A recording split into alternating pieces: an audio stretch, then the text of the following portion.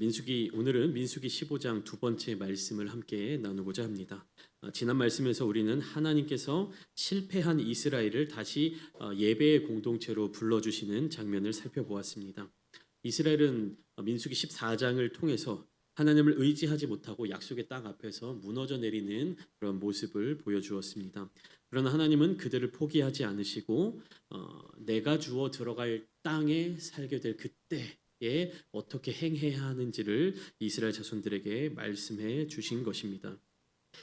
그리고 오늘 본문은 그렇게 다시 세워지는 예배 공동체가 무엇을 기억하며 살아야 하는지를 보여주고 있는 것입니다. 특별히 죄의 문제에 대해서 다루고 있는데 우리가 신앙생활하면서 또 말씀을 들으면서 기도하면서 이 죄라고 하는 것에 대해서 말할 때 참으로 좀 민감한 태도를 보일 때가 있습니다. 죄에 대하여서 무엇인가를 말할 때 굉장히 조심스러워지는 그런 경우가 있습니다. 때로는 오해가 생기기도 하고요. 그러나 오늘 본문 말씀을 통해서 하나님은요, 죄의 문제는 반드시 다루어져야 할 문제다라는 것을 알려주고 계시는 것입니다. 특별히 오늘 말씀은 무엇이냐면 22절부터 29절까지 말씀을 통해서는 좀 특별한 상황의 죄가 나타나고 있습니다. 무엇이냐 하면 22절 말씀을 한번 같이 읽어보겠습니다. 시작. 너희가 그릇 범죄하여 여호와가 모세에게 말씀하신 이 모든 명령을 지키지 못하되라고 하나님의 명령을 지키지 못한 것에 대해서 말씀을 시작합니다. 그러면서 24절로 뭐라고 말씀하시냐? 회중이 부지 중에 범죄하였거늘. 그러니까 부지 중에 범죄하였거든. 그러니까 부지중이라고 하는 건 무엇입니까? 알지 못하고 모르는 상황에서 이것이 죄인지 아닌지 모르는 상황 속에서 하나님의 명령을 지키지 못했을 때, 다시 말하면 하나님의 명령을 거역했을 때, 즉 죄를 지었을 때 어떻게 해야 하는지를 말씀해 주신다라는 것입니다. 근데 오늘 본문을 보면서 우리가 중요하게 여겨야 할 것은 무엇이냐? 부지 중에 범한 죄라고 해서 아무 문제가 없는 것이 아니라는 점입니다. 우리가 법을 지키면서 살아가려고 하잖아요. 준법 시민이라고 하잖아요. 그런데 우리가 법을 다 알고 있습니까? 모르고 있죠. 그렇기 때문에 어떤 일이 일어나느냐? 법을 알지 못하고 그 법을 어기게 될 때도 있다는 것입니다. 근데 법은 어떻습니까? 내가 모르고 어기더라도 그 법을 어긴 것에 대한 처벌이 따라오게 되죠. 그래서 때로는 이제 법이 개정되고 법이 바뀌었을 때 그 이전에 있던 법을 지키다가 새롭게 바뀐 법들을 어기게 되는 현상들도 나타나게 되죠. 그래서 때로는 그렇게 법이 바뀌게 되었을 때 계도 기간이라고 해서 법이 이렇게 바뀌었습니다라고 알려주는 그런 기간도 정해놓곤 합니다. 왜 그렇습니까? 법을 지키지 못했을 때는 반드시 그 법에 대한 처벌을 받는데 알지 못했기 때문에 내가 못 지켰습니다라는 것에 변명이 통하지 않기 때문에, 그래서 법이 바뀐 것, 사람들의 삶에 있어서 중요한 요소가 되는 것들은 반드시 배우도록 알도록 그렇게 안내를 하는 것입니다. 근데 하나님의 말씀, 그리고 하나님의 법, 율법이라든지 하나님의 그 법도에 맞추어 살아가는 우리들에게 있어서 하나님의 계명은 변하지 않았지만 그럼에도 불구하고 하나님께서는요, 이스라엘 자손들이 그 법을, 율법을 제대로 알지 못했기 때문에 저지른 죄에 대해서 해결할 수 있는 길을 열어주셨다라는 것이에요. 다시 말하면 네가 모르고 죄를 지었니? 그래 그럼 내가 한번 넘어가 줄게. 쉽게 말하면 그렇게 하나님이 말씀해 주신다라고 하는 것입니다. 그런데 중요한 것은 무엇이냐? 네가 몰라서 잘못했지, 네가 몰라서 죄를 지었지, 그러면 내가 그냥 없던 일로 해줄게, 이렇게 하나님이 말씀하신 것이 아니라 부지 중에 범한 죄에 대해서 하나님이 어떤 길을 열어주셨냐면 속죄의 길을 열어주셨다는. 다시 말하면 네가 모르고 율법을 지키지 못했니? 모르고 죄를 저질렀니? 그래, 모르면 그럴 수 있지. 그러나 이것은 내가 감당해야 돼.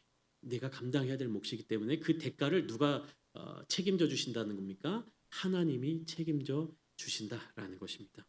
여러분, 이것은요, 몰랐으니까 괜찮지, 몰랐으니까 괜찮아, 이러한 의미가 아니라 알지 못하고 범한 죄도 하나님 앞에서는 가볍게 지나갈 수 없다라는 의미입니다. 해결해야 한다라는 의미예요. 우리가 일상에서 법을 어겼을 때, 모르고 법을 어겼을 때에도 그 처벌을 받듯이 하나님의 율법을 내가 몰랐음에도 하나님의 기준을 몰랐기 때문에 지은 죄에 대해서도 그 문제를 반드시 해결해야 한다라는 것입니다. 근데 중요한 사실 한 가지가 있어요. 세상의 법을 어겼을 때와 하나님의 율법을 모르고 어겼을 때 그 중요한 한 가지 차이점이 있다면 무엇이냐 하면 세상의 법을 우리가 모르고 어겼을 때는 그에 대한 벌을 받아야 되는 것이지만 우리가 하나님의 그 기준을 알지 못한 채 부지중에 죄를 지었다라고 하면 거기에서는 하나님이 벌을 내리시기 위함이 아니라 그 죄의 문제를 해결해 주시기 위해서 제사를 명령하신다라는 겁니다. 다시 말하면 우리가 하나님께 모르는 상황에서 알지 못한 상황에서 죄를 저질렀을 때 하나님은 너 이거 죄인지 몰라서 딱 걸렸어. 너 어디 한번 혼나봐 이렇게 처벌을 내리시는 분이 아니라 야 이것은 죄란다. 내가 싫어하는 것이란다. 나의 기준에 옳지 않은 것이란다. 그러나 네가 이미 죄를 지었으니 그 죄를 해결해야 하지 않겠니? 라고 하나님께서 따뜻한 마음으로 따뜻한 말씀으로 이렇게 안내해 주시는 장면. 그렇기 때문에 여러분 성도는요 그리스도인들은 몰랐다라는 이 말을 어떤 변명이나 혹은 가볍게 죄의 문제를 넘길 수 있는 어떤 한 가지 방법으로 생각해서는 안 되는 것입니다. 그러니까 면죄부가 아니라 무엇입니까? 하나님의 은혜를 한 번 더 경험하는 과정이 되어야 한다는 것입니다. 하나님께서 이 부지 중에 범한 죄를 위해서 속죄의 길을 열어주셨다라는 것은 하나님의 긍휼을 보여주는 것이며 하나님의 그 마음을 우리에게 알려주는 것입니다. 하나님은 이 이스라엘 자손들이 그 이스라엘 자손이 얼마나 연약한 존재인지를 알고 계셨다라는 겁니다. 그래서 그 연약한 백성이 죄 가운데에서 그대로 무너지기를 원하지 않으셨던 것이 계속해서 보여주시고 하나님의 길로 돌아올 수 있도록 회복할 수 있는 은혜를 베풀어 주신다라는 것입니다. 그러면 하나님께서는 그 은혜를 계속해서 베풀어 주시는데 하나님의 백성된 자들은 어떠한 태도를 가져야겠습니까? 하나님께서 감당하실 영역, 하나님께서 해결하실 죄의 영역은 하나님께 맡겨두고 하나님의 거룩한 백성으로서 살아가겠다라고 결단한 자들은 무엇을 행하며 살아야 하느냐? 날마다 하나님의 뜻을 구하며 살아야 한다라는 것을 우리에게 보여주는 것입니다. 몰랐다라는 것으로 변명하는 것이 아니라 몰랐으니까 그냥 넘어가자. 몰랐으니까 없던 것으로 치자라는 것이 아니라 모르기 때문에 어떻게 하자고요? 하나님을 더 아는 단계로 나아가자라는 겁니다. 여러분 그렇기 때문에 우리는요. 내가 괜찮다라고 생각하는 수준 혹은 그 기준에 머물러서는 안 되는 것입니다. 날마다 말씀 앞에서 묻고 하나님의 뜻 앞에서 우리를 살펴볼 수 있어야 되는 것이. 하나님은 은혜로우신 분이시기 때문에 우리가 하나님의 뜻을 구하며 나아갈 때 안 가르쳐 줄 거야. 어딜 감히 알려고 해. 이렇게 하지 않으시고 세세하게 사랑의 음성으로 우리에게 다 말씀해 주신다라는 것입니다. 그렇기에 우리의 신앙 생활은요. 내 무죄를 주장하는 삶이 아니라 하나님의 뜻이 무엇인지를 계속해서 구하는 삶이 되어야 하는 것이. 그러니까 우리의 신앙 생활은 두려움에 빠지는 그런 모습이 되어서는 안 된다는 것입니다. 이거 이렇게 하면 어떻게 하지? 이렇게 하면 어떻게 하지? 이건 죄인가? 이거는 벌을 받을 것인가? 이건 벌을 안 받을 것인가? 이런 태도가 아니라 무엇입니까? 이 모습이 하나님이 기뻐하시는 모습일까? 이 모습이 하나님이 좋아하시는 모습일까? 혹은 이 행위는 하나님이 싫어하는 행위가 아닐까라는 것을 우리가 계속해서 물으며 우리의 삶의 태도를 우리의 삶의 방향을 정해 나가야 한다는 것입니다.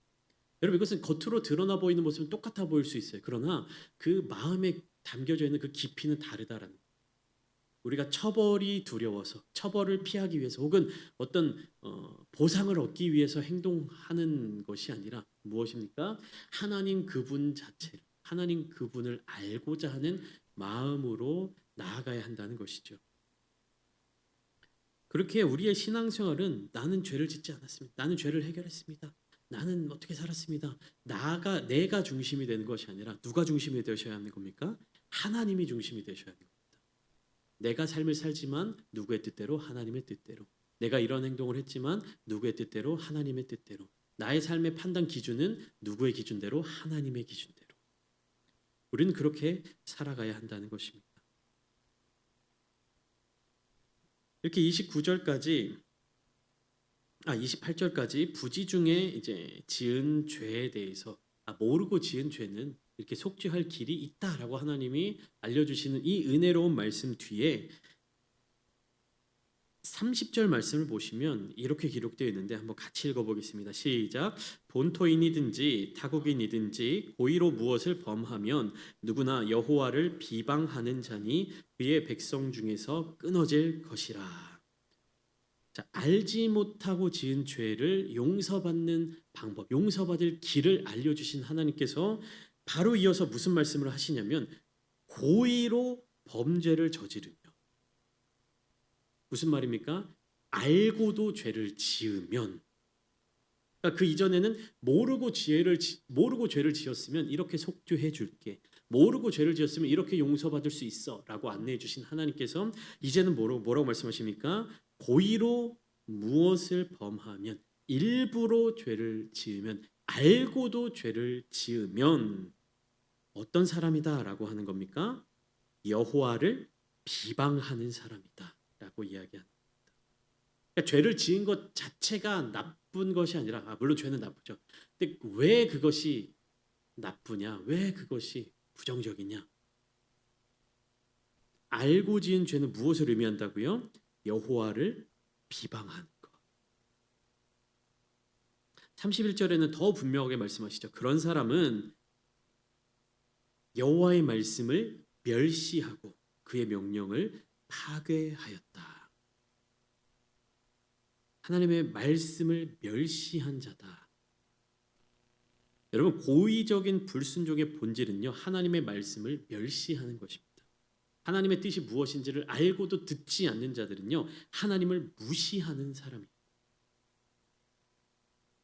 이것은 하나님의 뜻을 몰라서 실수하는, 넘어지는 문제가 아니라 하나님의 말씀을 들었고 하나님의 뜻을 알면서도 그 뜻에 순종하지 않은 태도입니다. 왜 그렇습니까? 왜 하나님의 뜻을 알면서도 순종하지 않습니까? 하나님의 뜻보다, 하나님의 생각보다, 하나님의 기준보다 나의 뜻, 나의 생각, 나의 기준이 더 옳다고 생각하기 때문에. 여러분, 하나님의 말씀이 두려워서 우리가 하나님의 말씀을 순종하는 것이 아니라 무엇입니까? 하나님의 말씀이 진리이기 때문에, 하나님의 말씀이 변함없는 진리이자 기준이기 때문에, 하나님의 말씀이 살아있는 생명이기 때문에 우리가 하나님의 말씀을 순종하는 것입니다. 하나님의 말씀을 듣지 않으면 벌을 받기 때문에, 하나님의 말씀이 어떤 조건이 있기 때문에, 아니요, 하나님의 말씀이 가장 완전하기 때문에 우리가 하나님의 말씀을 순종하는 것이죠. 근데 하나님의 뜻을 알면서도 그 말씀에 순종하지 않는 자들은 결국에 어떠한 태도라는 겁니까? 하나님을 멸시하는 자들이다. 하나님을 무시하는 자들이다. 여러분, 이 하나님의 말씀을 알고도 불순종하는 것은요, 어떤 것과 연결되냐 하면 나의 상황과 환경과 상관없다라는 것입니다. 하나님이 이렇게 명령하셨는데 하나님, 제가 지금 그 명령에 순종할 만한 상황이 아니에요. 하나님, 지금 제가 상황이 조금 어려워서 하나님의 말씀을 따를 수가 없어요. 이런 변명이, 이런 조건이 통하지 않는다는 것입니다. 어떠한 상황 속에서도, 어떠한 조건 속에서도 하나님의 말씀을 따라야 한다는 것이. 여러분, 민수기 14장에서 이스라엘 백성들이 보였던 불신앙의 태도도 여기에서 연결되는 것입니다. 그들은 하나님의 약속을 들었고 하나님이 그 땅을 주시겠다라고 하는 것도 들었고 하나님께서 인도하여 주시는 그 모든 과정들을 함께 경험했음에도 불구하고 하나님의 말씀을 신뢰하기보다는 무엇을 더 신뢰했냐면 내가 눈으로 본 것, 정탐꾼들이 직접 눈으로 본 것들. 우리는 저들 앞에서 메뚜기와 같다. 우리는 저들을 절대로 이길 수 없다. 우리는 그 땅에 들어갈 수 없다라고 하는 그 말을 더 들었다라는 것입니다. 여러분, 상상을 한번 해보죠. 우리가 이스라엘 자손들이었어도 그러한 반응을 보였을지 모릅니다. 너무 무섭고 현실의 두려움 속에서 하나님의 뜻을 알지만 내 현실의 두려움 때문에 그 뜻을 순종하지 못하는 것에 대한 어떤 변명 혹은 자기 합리화, 이런 이야기들을 할 수 있죠. 그러나 하나님은 분명하게 말씀하시는 것이요, 상황과 환경을 뛰어넘어서 그것과 상관없이 하나님의 말씀을 거역하는 것이 죄이다. 그것은 보통 죄가 아니라 하나님을 무시하는 죄다. 여러분, 하나님은 우리의 두려움보다 더 크신 분이십니다. 하나님은 우리의 상황과 환경보다도 더 위대하신 분입니다. 그런 하나님의 말씀을 우리 앞에 두고 상황이 어때서, 환경이 어때서, 제 마음이 어때서 이 이야기를 한다라는 것은 결국 무엇을 의미하느냐? 하나님은 우리의 상황을 바꿔주실 수 없는 분이다. 하나님은 나의 두려움의 문제를 해결해 줄 수 없는 분이다라고 하는 선언과도 같습니다. 그렇기 때문에 결국 우리가 스스로 우리의 삶의 자리 가운데서 변명하는 것 혹은 스스로 위안을 삼는 그 모든 것들이 무엇과 같다라는 겁니까? 하나님을 무시하는 것과 똑같다라는 것입니다. 그렇기 때문에 여러분, 죄의 문제에서 중요한 것은요, 단순히 어떤 행동이나 그 결과가 크고 작은 것의 문제에 달려 있는 것이 아닙니다. 그 행동 속에 담긴 하나님 앞에서의 우리의 마음이 어떠한가의 문제. 그렇게 성도는 죄를 자기 기준으로 판단하는 사람이 아니라 하나님의 말씀 앞에서 내 마음을 살피는 존재여야만 하는 것입니다. 이 하나님의 말씀을 가볍게 여기는, 하나님의 말씀을 무시한 사람의 결과가 32절부터 36절까지 기록되어 있는 것이요. 그 32절부터 36절까지 이 성경 속에 소 제목이 뭐라고 기록되어 있습니까? 안식일에 일을 한 사람이라고 기록되어 있죠. 하나님은 안식일의 일을 하지 말라고 명령을 하셨죠. 안식일을 기억하여 거룩하게 지키고 안식일에는 아무 일도 하지 말지니라고 하나님은 분명하게 말씀을 해주셨는데, 이 사람은 무엇을 한 겁니까? 안식일에 일을 했어요. 하나님의 말씀을 무시한 것입니다. 이 안식일은요, 그냥 어떤 규칙이 아니에요. 우리가 오늘날 살아가는 주말 개념처럼 뭐 일주일 동안 일했으니까 하루 정도는 쉬어라, 이런 그냥 제도나 그런 문화가 아니라 하나님의 백성들이 하나님이 우리의 왕이심을 인정하는 중요한 표지였던 것이에요. 그렇게 안식일을 범한다라는 것은 단순히 어떤 생활 규칙을 위반한 것이 아니었어요. 주말에는 출근하지 마세요, 뭐 이런 말에 대해서 그냥 전 일할 게 더 많아서 열심히 일하겠습니다, 출근하는 그런 어떤 열정적인 직장인의 모습이 아니라 무엇입니까? 하나님의 백성으로 살아가야 할 거룩한 질서를 무시한 태도로 이어졌다라는 것입니다. 이스라엘은 하나님께서 거하시는 공동체였고, 또 개인의 문제로만 죄가 끝나는 것이 아니라 말씀을 가볍게 여기는 태도가 공동체 전체의 부정적인 태도로 이어질 수 있기 때문에 하나님은요, 이 죄에 대해서 분명하게 다루도록 명령하고 계시는 것이에요.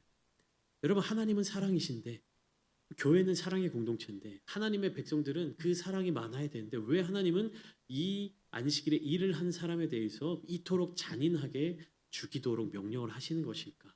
그건 하나님이 무자비하신 분이어서가 아니라, 하나님이 사람을 죽이는 일을 좋아해서가 아니라 무엇입니까?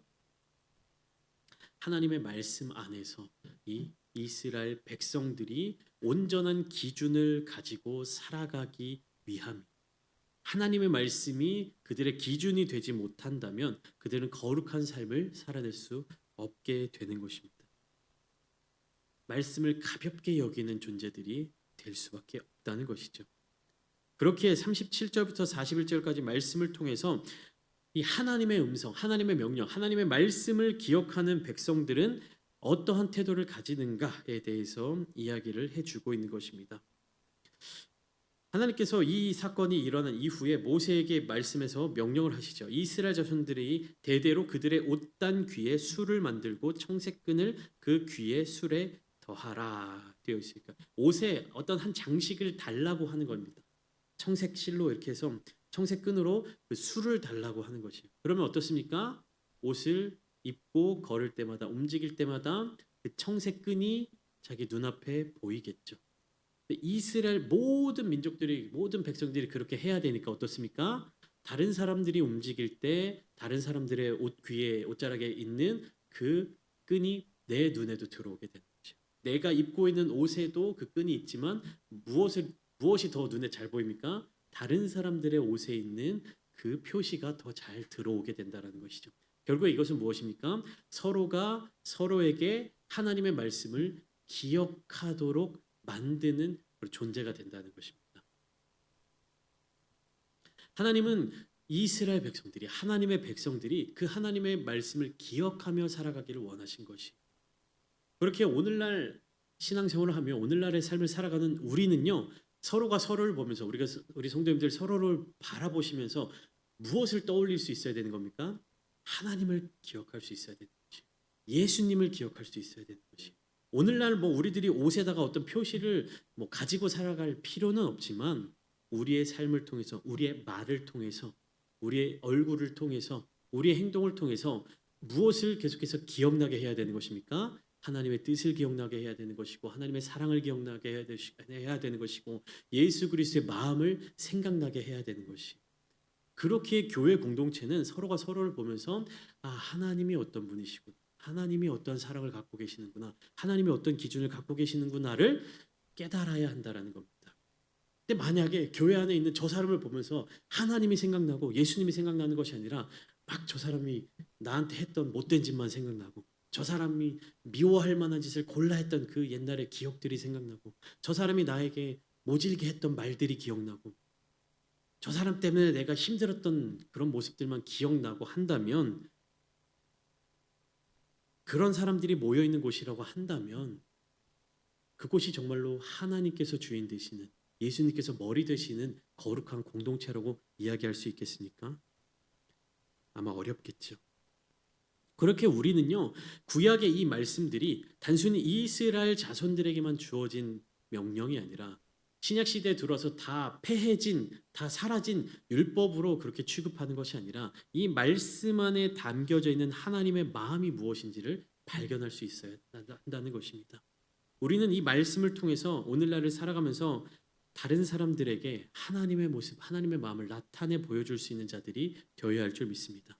다른 사람들에게 예수 그리스도의 사랑을 나눌 수 있는 자들이 되어야 할 줄 믿습니다. 우리의 입술을 통해서, 우리의 말을 통해서, 우리의 행동을 통해서 하나님이 드러나는 존재들이 되기를 소망합니다. 그렇게 우리가 삶을 살아갈 때 하나님의 뜻을 물을 수 있게 되는 것이고 내 감정과 욕심을 따라 살아가는 것이 아니라 하나님의 마음을 따라 살아갈 수 있게 되는 것입니다. 하나님은 마지막에 이렇게 다시 명령하시죠. 41절입니다. 나는 여호와 너희 하나님이라. 나는 너희의 하나님이 되려고 너희를 애굽 땅에서 인도해 내었느니라. 나는 여호와 너희의 하나님이라. 계속해서 반복해서 말씀하시죠. 나는 너희의 하나님이다. 나는 너희의 여호와다. 나는 너희와 함께 하려고 너희를 불러낸 자다. 나는 늘 너희와 함께한다. 하나님 계속해서 강조하시는 이유가 무엇입니까? 단순히 내 말 잘 들어, 내가 명령한 규칙을 잘 지켜라고 하는 마음이 아니라 하나님이 누구신지를 기억하게 하기 위해서 말씀을 기억하는 사람만이 하나님의 말씀을 기억하는 사람만이 내 인간적인 욕심을 따라 살아가지 않을 수 있기 때문입니다. 사랑하는 성도 여러분, 민수기 15장 22절부터 41절까지의 말씀은 죄의 문제 앞에서 하나님의 백성이 어떤 태도로 서야 하는지를 보여주고 있습니다. 알지 못하고 범한 죄도 하나님 앞에서는 속죄가 필요했습니다. 그러니까 해결이 필요하다라는 것입니다. 이것은 몰랐으니까 괜찮다, 몰랐으니까 그냥 넘어갈게 라는 것으로 죄를 가볍게 여길 수 있는 것이 아니라는 의미이죠. 그렇기에 성도는 자기 기준으로 자신을 변명하는 사람이 아니라 날마다 하나님의 뜻을 구하며 말씀 앞에서 나 자신을 살피는 사람이 되어야 할 줄 믿습니다. 또한 고의적인 불순종, 알면서도 순종하지 않고 알면서도 지키지 않는 것은 결국 하나님을 멸시하는, 하나님을 무시하는 죄라고 분명하게 우리에게 말씀해주고 계십니다. 작은 불순종처럼 보여도 그것이 하나님의 말씀을 가볍게 여기는 태도에서 나온 것이라면 우리는 그것을 무겁게 다루어야만 합니다. 그러므로 우리는 말씀을 기억해야만 합니다. 내 마음과 내 눈을 믿지 말고 하나님의 말씀을 붙드셔야 합니다. 상황과 환경에 짓눌리지 말고 그 상황과 환경조차도 뛰어넘을 수 있는 하나님의 능력을 의지하며 살아가야 합니다. 내 기준으로 괜찮다라고 말하기보다는 하나님 앞에서 하나님은 어떻게 우리에게 말씀하시는가, 하나님은 어떠한 기준으로 우리에게 말씀하시는가, 하나님의 그 기준은 무엇인가를 날마다 물으며 나아가는 우리가 되어야 할 줄 믿습니다. 오늘 우리 모두가 몰랐다라는 말로 자신을 변명하는 사람이 아니라 하나님 앞에서 하나님이 아니다라고 말씀하시는 것에 대해서 나의 모든 것들을 내려놓고 하나님께로 나아가는, 말씀 앞에 자신을 살피며 다시 순종의 길을 걸어가는 하나님의 백성이 되시기를 예수님의 이름으로 축원합니다.